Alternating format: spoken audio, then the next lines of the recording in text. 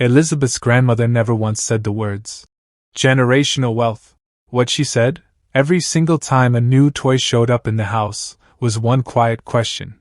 Do you want to own it, or do you want to look like you own it? Elizabeth was 7. She didn't understand the question then.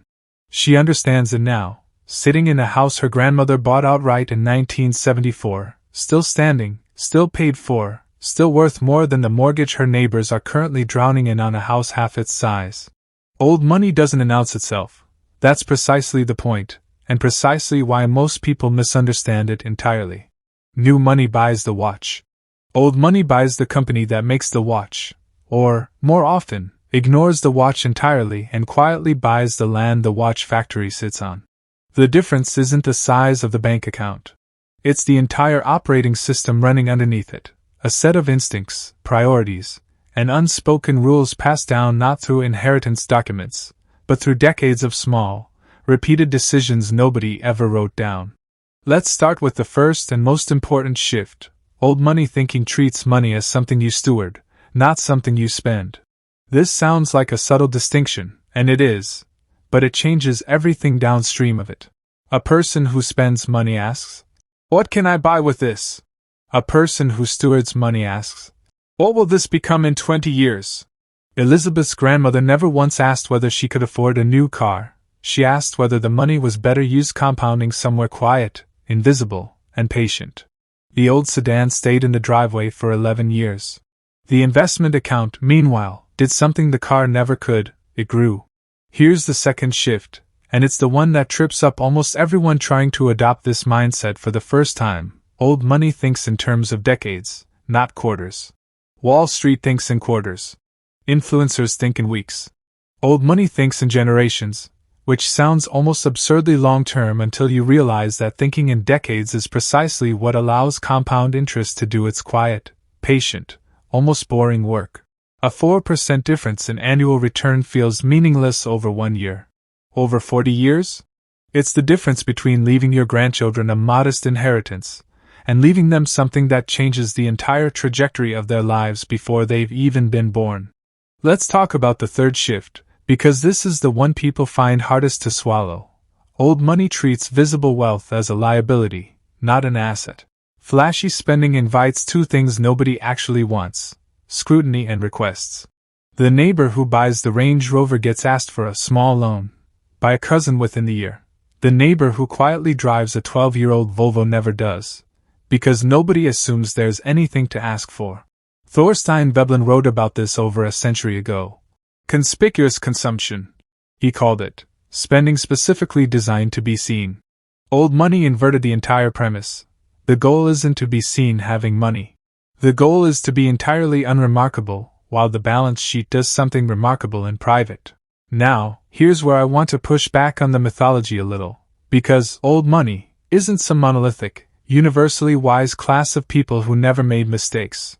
Plenty of old money families have blown through fortunes in a single generation of bad decisions, and pretending otherwise would be dishonest. The actual research on this is sobering. A well-known study on family wealth found that roughly 70% of wealthy families lose their wealth by the second generation, and nearly 90% lose it by the third.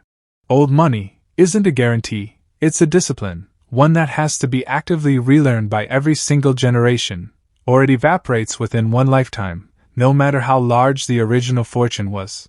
So what actually separates the families who keep it from the families who lose it? Here's shift number 4. The ones who keep it treat financial education as a non-negotiable part of raising children, not as an awkward, occasional conversation, but as an ongoing, almost invisible curriculum woven into daily life.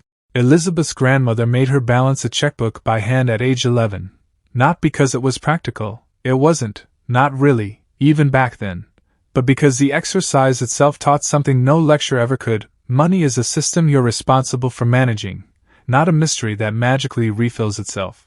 Let's talk about shift 5, because this one genuinely surprises people.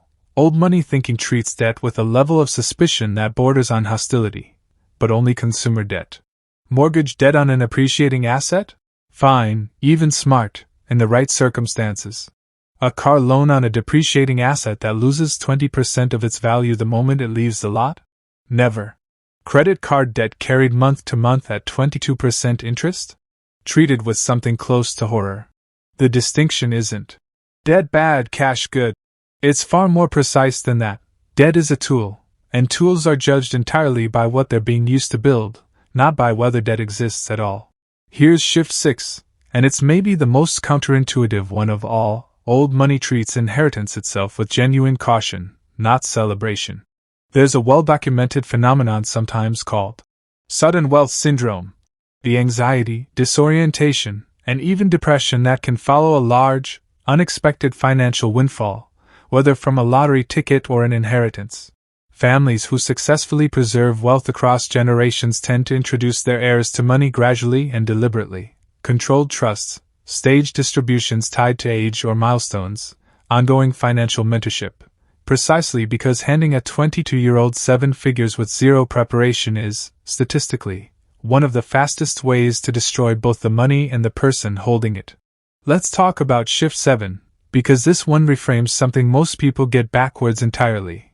Old money thinks about taxes the way engineers think about load-bearing walls, as a structural problem to be designed around from the very beginning, not an afterthought to be dealt with every April. Trusts, strategic gifting within annual exclusion limits, charitable structures that reduce estate tax exposure while genuinely supporting causes the family cares about. None of this is about avoiding responsibility. It's about recognizing that taxes compound just like investments do, except in the opposite direction, and a family that plans 30 years ahead pays dramatically less, legally, than a family scrambling every spring. Now here's shift 8. And it's the one that finally explains Elizabeth's grandmother's strange little question about the toy. Old money treats ownership as fundamentally different from access.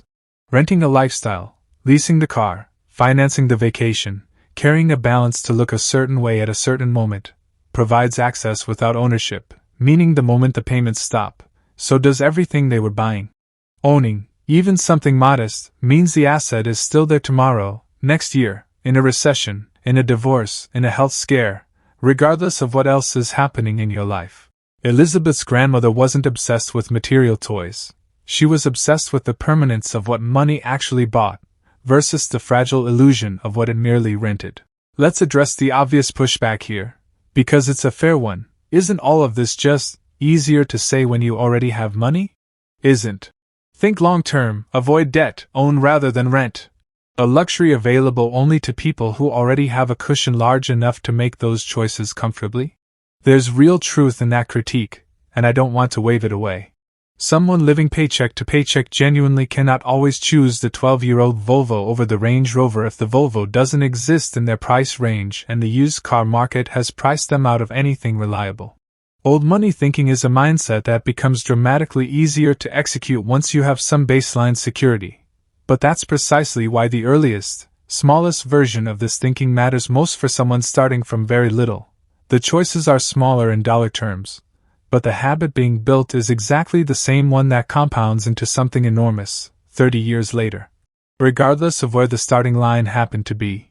Let's talk about shift 9, because it's the one that quietly ties everything else together. Old money thinks in terms of what economists call opportunity cost, almost instinctively, in every single decision, no matter how small.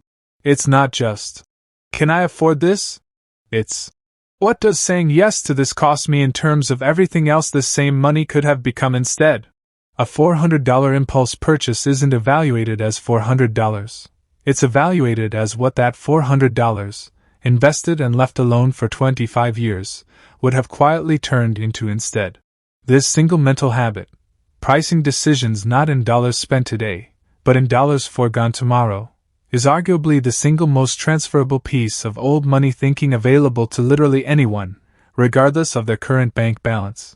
Here's the 10th and final shift, and it's the one Elizabeth only fully understood the year her grandmother passed away. Old money thinks about legacy as an active verb, not a passive noun. It's not something that happens to a family automatically because enough zeros accumulated somewhere. It's something built, deliberately, decision by decision, across a timeline far longer than any one person's lifetime, which means every single choice made today is implicitly a message sent to people who won't be born for another 30 or 40 years. Elizabeth's grandmother wasn't just teaching a 7-year-old about toys. She was quietly training the exact person who would one day sit in that same paid-off house, teaching the exact same lesson to someone else. So what actually changes in your life if you genuinely start thinking this way? Not performing it, not posting about it, but actually rewiring the instinct underneath every financial decision you make. The car in your driveway probably gets older, not newer. The vacations probably get simpler, not flashier, though not necessarily worse. Often, they get better, once the goal shifts from impressing people who weren't paying that much attention anyway, to actually enjoying the experience itself. The spreadsheet gets checked less often, because the anxiety that used to drive daily checking gets replaced by a quiet confidence that the plan is already working, whether you're watching it or not. And the requests from extended family, the ones that used to sting when you had to say no, start arriving less frequently, not because you've become cold or distant, but because there's simply nothing visible left inviting the question in the first place. Elizabeth still has that checkbook her grandmother made her balance by hand, the actual, physical one, from age 11, curling at the edges now, numbers slightly faded. She doesn't use it anymore, obviously. Everything's digital now, has been for years. But she kept it anyway, tucked in a drawer, because it wasn't really a checkbook. It was the first lesson in an education that never had a formal name, never came with a textbook, and never once announced itself as anything more important than a mildly annoying weekend chore for a 7-year-old who just wanted a new toy. 30 years later, sitting in a paid-off house, watching a portfolio compound quietly in the background exactly the way it was designed to, she finally understands what her grandmother was actually asking, all those years ago, every single time, not, "Do you want this thing?" but, "Do you want to own your life, or just rent the appearance of one?" And now, she has her own answer, one small, patient, unremarkable decision at a time.